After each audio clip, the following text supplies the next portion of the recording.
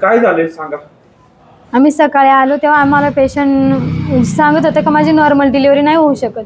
आम्ही सरांना म्हटलं आम्हाला डिस्चार्ज द्या, तर ते म्हणतात की एकदा पेशंटला चेक करू द्या, मग तुम्हाला मी सांगतो की न्यायचं की नाही.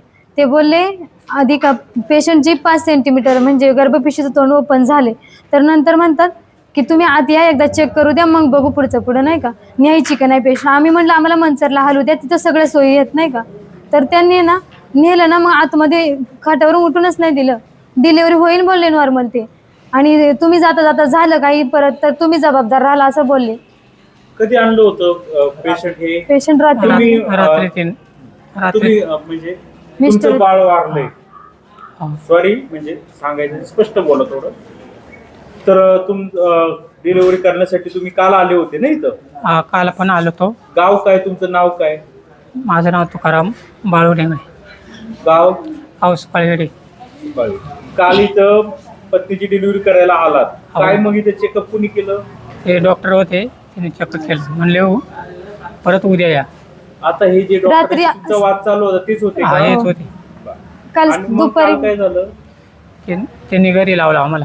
तुम्ही होते काल? काल ह्या दाजी आले होते, मोठ्या बहिणीला ज्यांची डिलिव्हरी झाली त्यांना घेऊन आले होते. तर त्यांनी सांगितलं का तुम्ही उद्या या म्हणून चेकअपला. मग तिला रात्री दुखायला लागलं, हे रात्री घेऊन आले ॲम्ब्युलन्स मध्ये. मग तेव्हा तिथून कोणी कोणी चेकअप केलं 2 वाजता घेऊन आलो आम्ही. कोण कोण होतं? कोणी येताना कोणत्या गाडीत आणलं? ॲम्ब्युलन्स मध्ये आणलं. कोण कोण आलं इथं?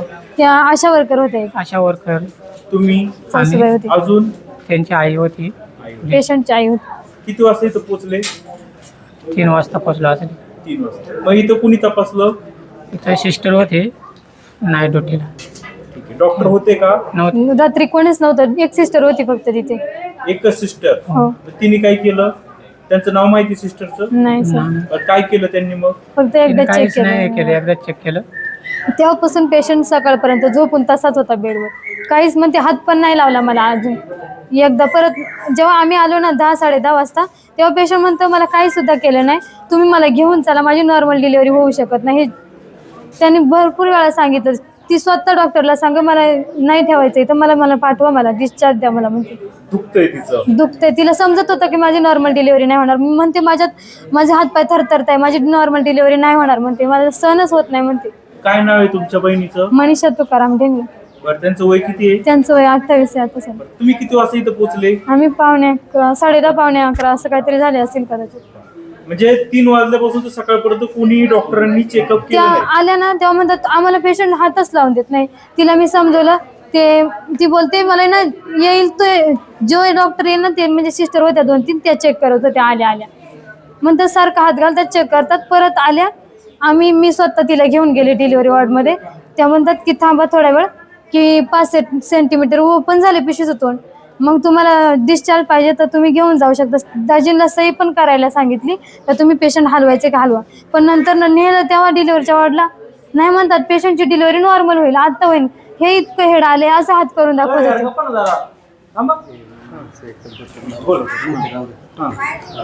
बाळाचं तोंड म्हणतात पिशवी गर्भपिशवीचं तोंड ओपन झालंय, डोकं इतकंच आहे म्हणतात, नॉर्मल डिलिव्हरी आता होईल, असं टाइम लागेल, असं नुसतं बसून एक आश्वासन देत राहिले ते फक्त आम्हाला. डॉक्टर किती वाजता चेकअप केलं डॉक्टरांनी? त्या सिस्टर होत्या, त्यांनी सिस्टर होते. सिस्टर डॉक्टरांनी चेकअप केलंच नाही का? मग एका डॉक्टर जे आहेत ना त्यांनी केलं, पण ते गायनेकचे आहेत की कोण आहेत ते नाही आम्हाला. आले ते चेकअप करायला?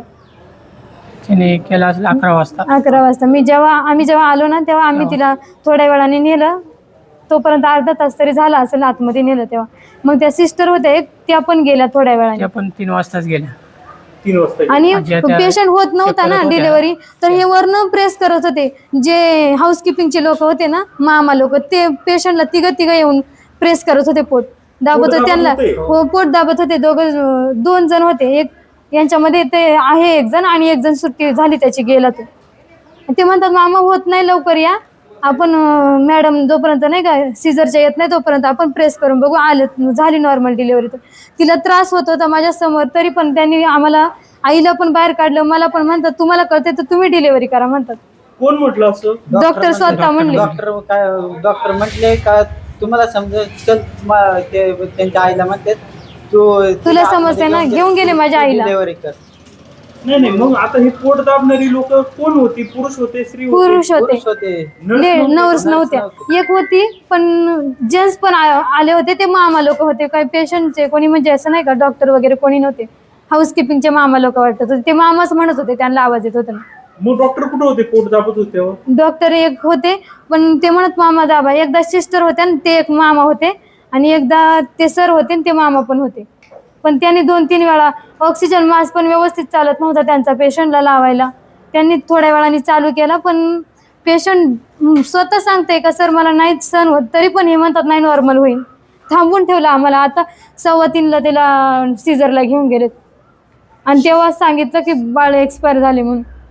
पोट दाबल्यामुळे झालं का हे? मी तर म्हणते त्यांनी पोट दाबल्यामुळेच केलं. त्याने जास्त प्रेस केलं. कसं दाबत होते? इकडनं वरनं इथनं पोट खालीपर्यंत दाबत होते. इथपर्यंत पार बेंबी पासून छातीपासून पोट खाली दाबत नेलं त्यांनी 2-3 वेळा.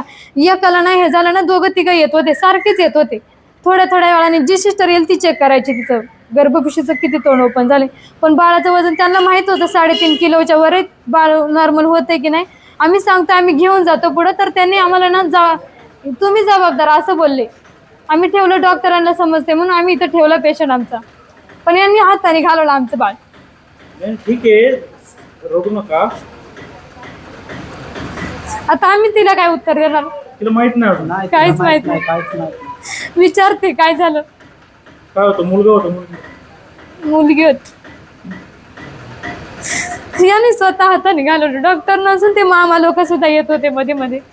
याच्यात दोषी कोण? काय वाटतं तुम्हाला? जे डॉक्टर होते ना, जे डॉक्टर डिलिव्हरी करायला म्हणतात ना, आम्ही होतो, जे आता सध्या आहेत तेच दोषी आहेत. ते काय तुमच्याशी रूडली बोलत होते? हो, रूडली बोलत होते. आम्ही पोलीस कंप्लेंट करू चांगलं सकाळी विचारत त्यांना होतो. विचारायला गेलो आमचं पेशंट. ते आम्हाला बोलतात का आम्ही तिघेच होतो तिथे. ते बोलतात का तुम्ही एवढे डोळ्यावर करून कोणाकडे बोलता? आम्ही जस्ट कॅज्युअली बोलत होतो असंच. मला आमचं पेशंट आम्हाला जाऊ द्या नाही का. ते म्हणते हे बघा कसे बघते डोळ्यावर करू. जे डॉक्टर आहेत तिथं ते बोलत होते. त्याच्यानंतर आम्ही जवळजवळ 2 तास थांबलो तिथे. 2 तासानंतर त्याने चेक पण नाही केलं 2 तास. मग आता ते एक मॅडम आले, ते बाहेरून चेक करणारे येणार. डॉक्टर पण सीझरचे आता बाहेरून आले. ते बोलले सीझरवाले, ते डॉक्टर बोलले सर तुमचा फोन लागत नव्हता. ते एक मॅडम ते कुठनं तरी लांबून आली, एक इथलेच होते. ते इथले मॅडम ते लवकर नाही आले. कोण मॅडम आहेत? ते काय भूलतज्ञ आहेत का? भूलतज्ञ एक आहेत आणि जे सीझर करतात त्या पण आहेत.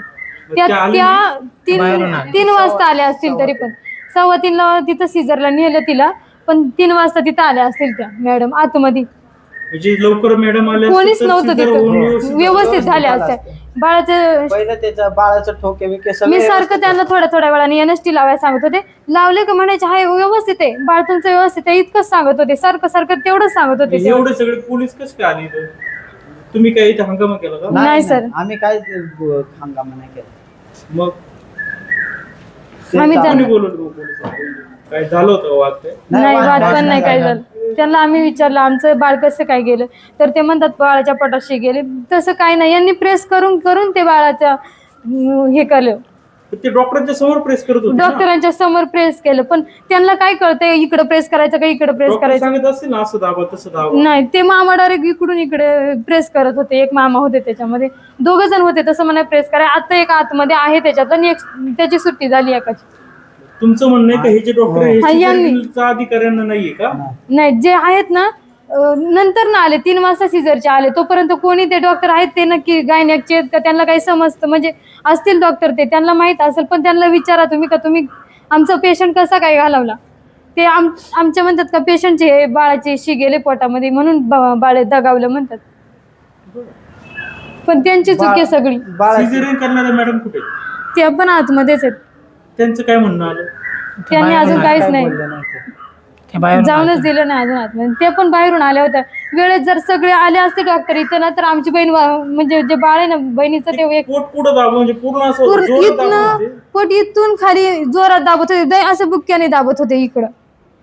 ज्या मॅडम होत्या एक त्या आणि ते मामा पण होते ना, त्यांनी पण त्यांच्या नाही झालं. परत एक डॉक्टर होते त्यांनी पण दाबलं जे आतमध्ये आहेत ते.